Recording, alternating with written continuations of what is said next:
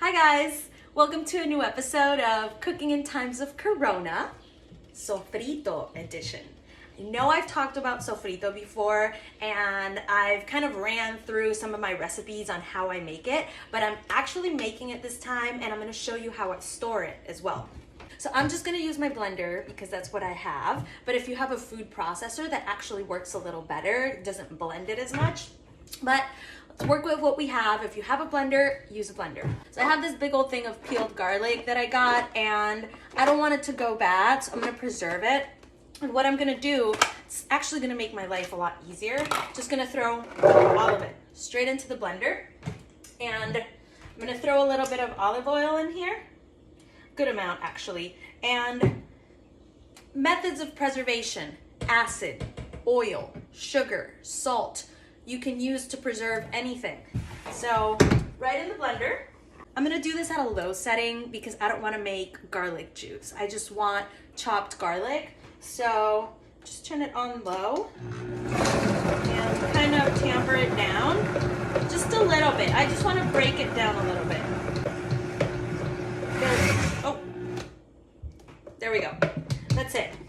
So I just wanted to chop it up a bit, and in this same container I'm just going to put it right back in. If I can get it out of here. There we go. Right back in here. So that way when I use garlic, I'll just use this. And I don't like buying the pre-chopped garlic. I feel like it doesn't have that much flavor. So I'd rather pre-chop it myself, and you know what's going in it. It's just garlic and olive oil. Just gonna leave a little bit of garlic in there because in this same blender, I'm gonna make my sofrito. Actually, I'm gonna put a little bit more garlic in there. I like it super garlicky. But it's up to you. And this is how I make my sofrito. Everyone does it differently, and you don't have to use these same ingredients. This is just a concept. It's flavor in the freezer, and then every time you cook, all you gotta do is pop a little piece off. So next, peppers. I like these kind of peppers. They're called Cubanelle peppers.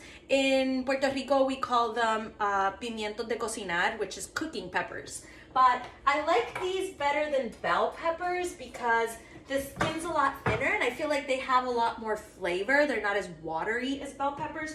But if you can't find Cubanelle peppers, you can use bell peppers as well. So, oh, shit. It's okay, 5-second rule. Plus I cleaned yesterday. Let's just rinse it off.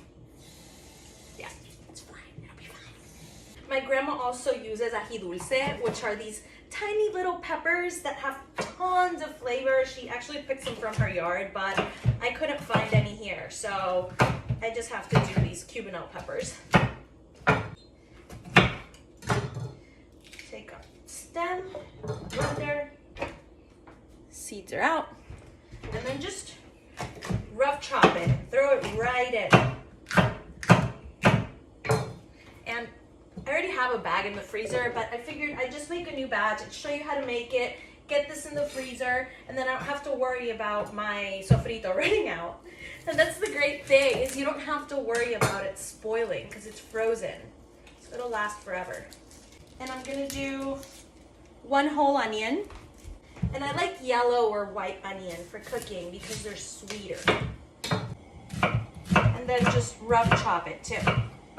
We're just rough chopping everything and straight in the blender. It's as easy as that. And this is the base for most Puerto Rican cooking. Like, we throw this in our rice dishes, like arroz con pollo. We throw this in fricassé de pollo, which is chicken stew, carne guisada, beef stew. We throw this in our beans as well, habichuela guisada, arroz con gandules, pigeon pea rice. It's a traditional Christmas dish, so good.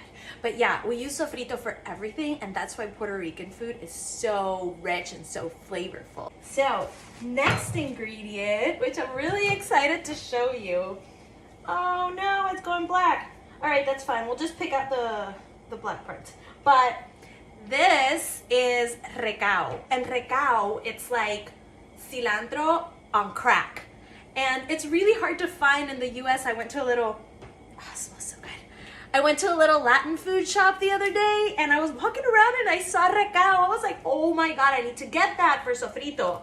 So I'm just gonna throw the whole thing in and Just pick the black ugly parts. It's fine. And a friend of mine was talking to me the other day about how she doesn't like to buy fresh herbs because she only ever uses a little bit and then has to throw it out. She never uses it in time.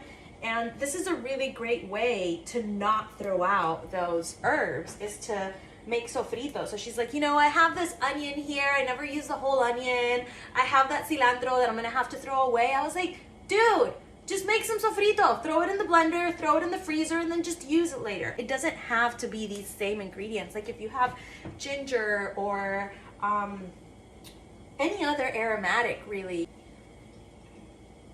And this recao, I was so happy to see this.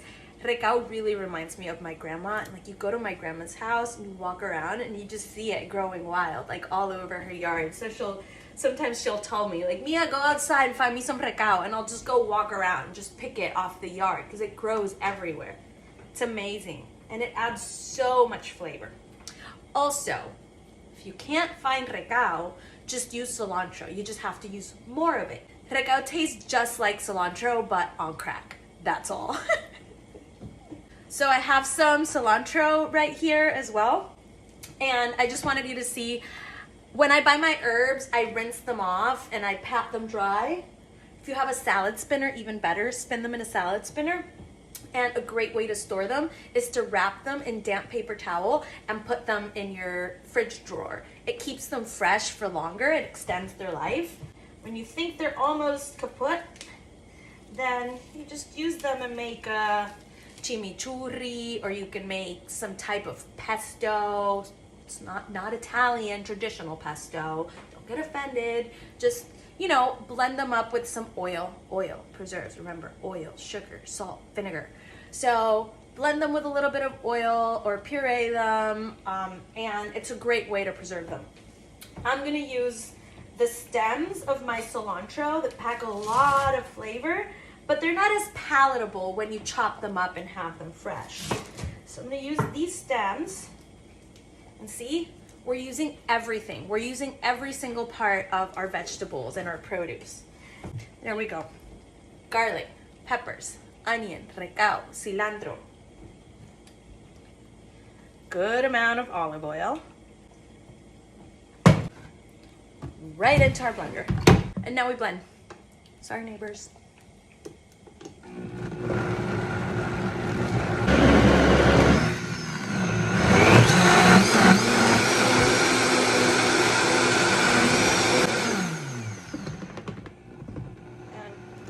There you go.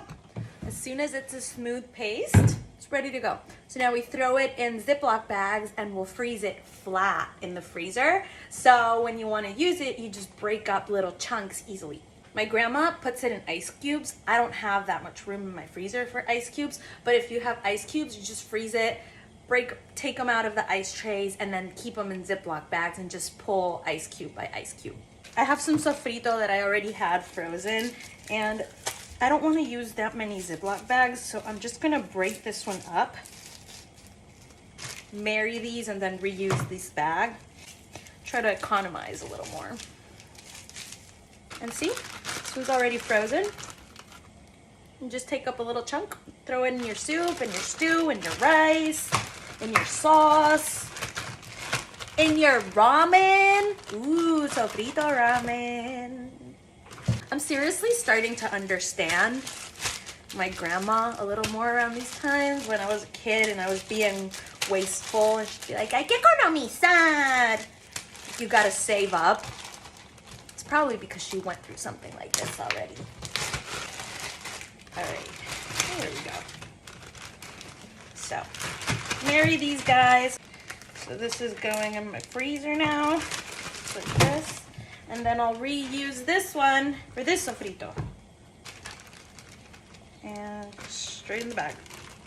I know it takes a little longer, but it'll save you so much time later. And honestly, homemade sofrito tastes so much different than store-bought sofrito. It gives your food so much more and better flavor. And even if you freeze it, once you thaw it out, it tastes just as fresh as the day that you made it. Woo, that onion. Ooh. So try to get most of the air out. So we're kind of doing like our own little vacuum seal over here. Oh my God, that onion. And then we're just gonna go flat straight into the freezer. And that's it, homemade sofrito. Okay, so now that sofrito's out of the way, we're just gonna store our cilantro again. In the same paper towel, I re-dampened it and just wrap it up. And it's going bottom drawer, fridge. Lastly, garlic, chopped garlic, make it flat, and then just top it with some olive oil over the top. And remember, just be mindful next time that you cook that this already has a lot of oil, so use a little bit less oil. And put the lid on, and both in my fridge, and that's it. Chopped garlic, fresh sofrito, ready to go.